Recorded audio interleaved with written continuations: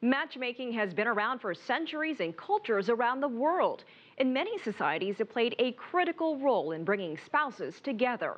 But it's unlikely those early matchmakers could have guessed how big technology would become in uniting couples. And as Mark Niu reports from San Francisco, innovative entrepreneurs are going to great lengths online to connect singles with their perfect match. Noon sharp, it is online dating site user Peggy Ng's most eagerly anticipated time of the day. That's because it's the time when a coffee or user meets their bagel or potential match. It's actually pretty exciting because you get an email that says, hey, it's noontime, so-and-so is, your bagel's here, right? So you're like, oh, okay. It's because it's a surprise. You have no idea who those people are. And I find it is a really exciting few minutes of my day. And if the guy is actually cute and has the, has the qualities I'm looking for, I'll be like, okay, let's see what he says.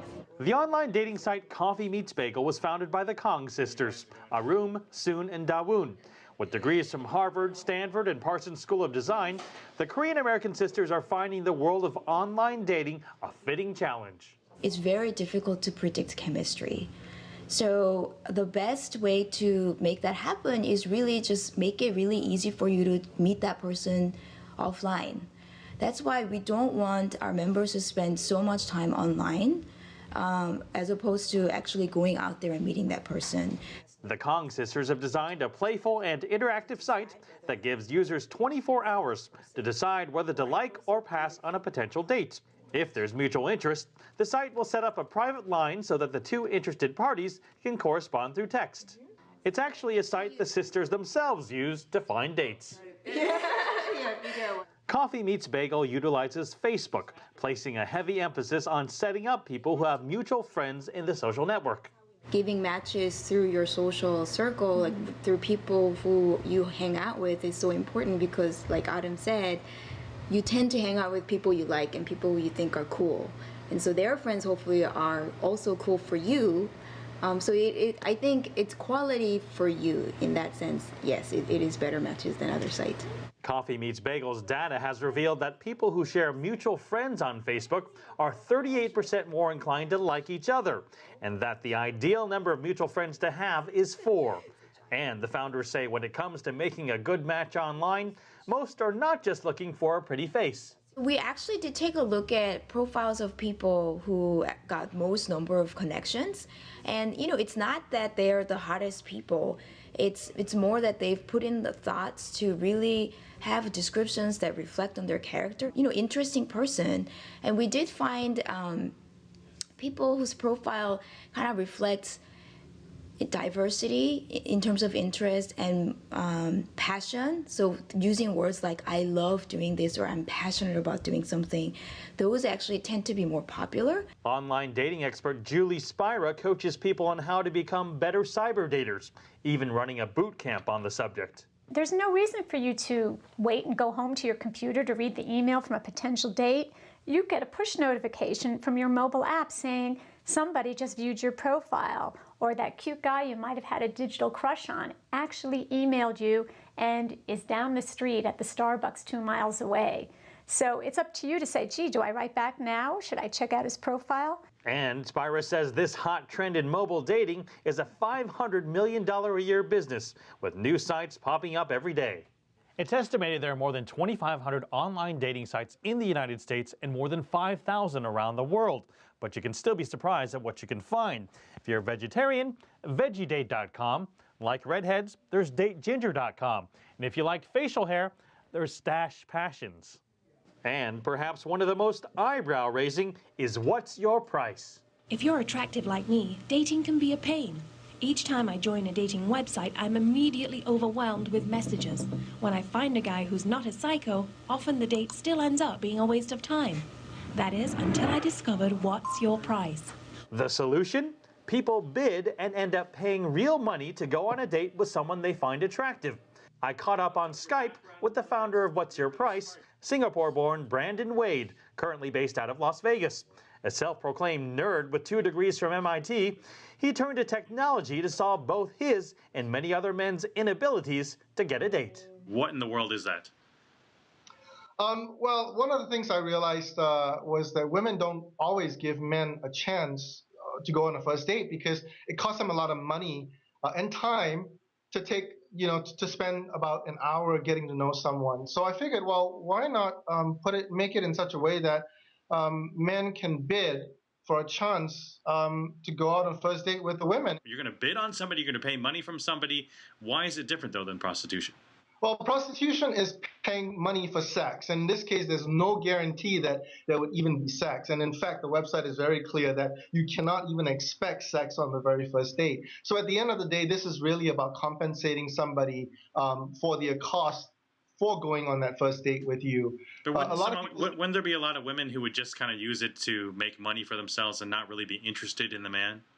Well, I think so. I mean, but that's the beauty of the website is that you can use the system to filter out the real people versus those who are only really interested in money. If a woman says okay to a $20 or $40 date, that woman is probably interested in you more so than the money. And if the woman is saying I want over $100 or $200, then perhaps that woman is more interested in money. So it really depends, but the system gives you an ability to judge and make decisions for yourself. But judgment can sometimes go terribly wrong. Wade admits a number of people who've used his site have been accused of assault. As a result, What's Your Price has recently partnered with a screening agency to verify members who choose to submit to a background check that they do not have a criminal history.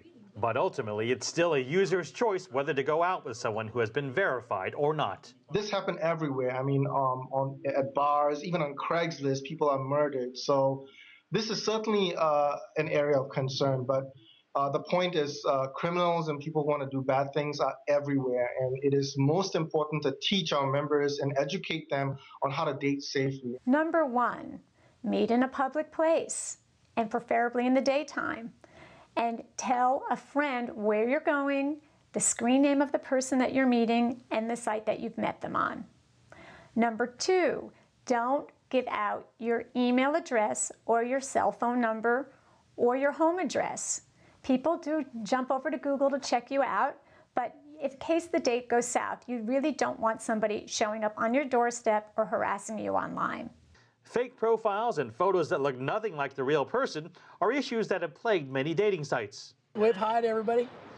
That's how Marcel Caffarata got the idea for Video Date, a mobile app that allows users to connect beforehand by video on a private line.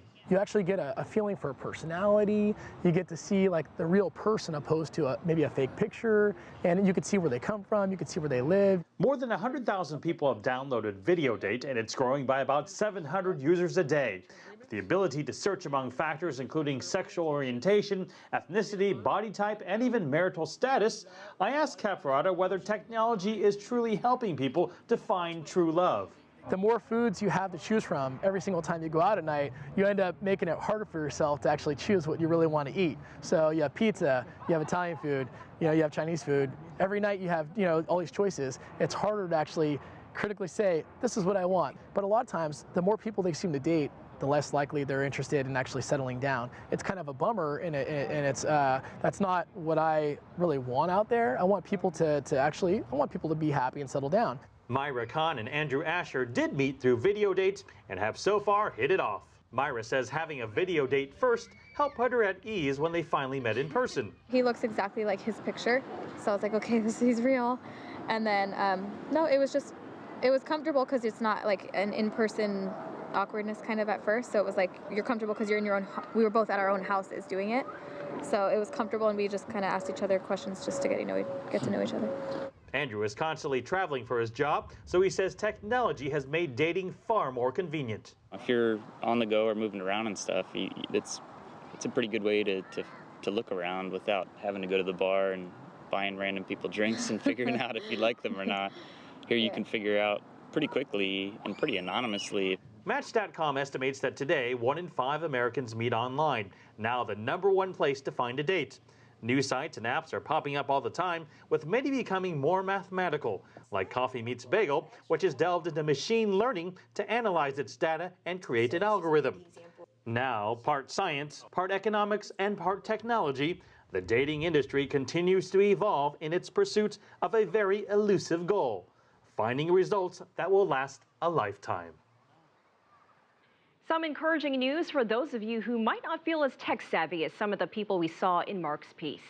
This past week, Facebook had its first shareholders meeting since it went public on the New York Stock Exchange in 2012. Facebook is not exactly a dating site, but it is the world's #1 social network. At the meeting, several stockholders complained that they did not know how the social network works.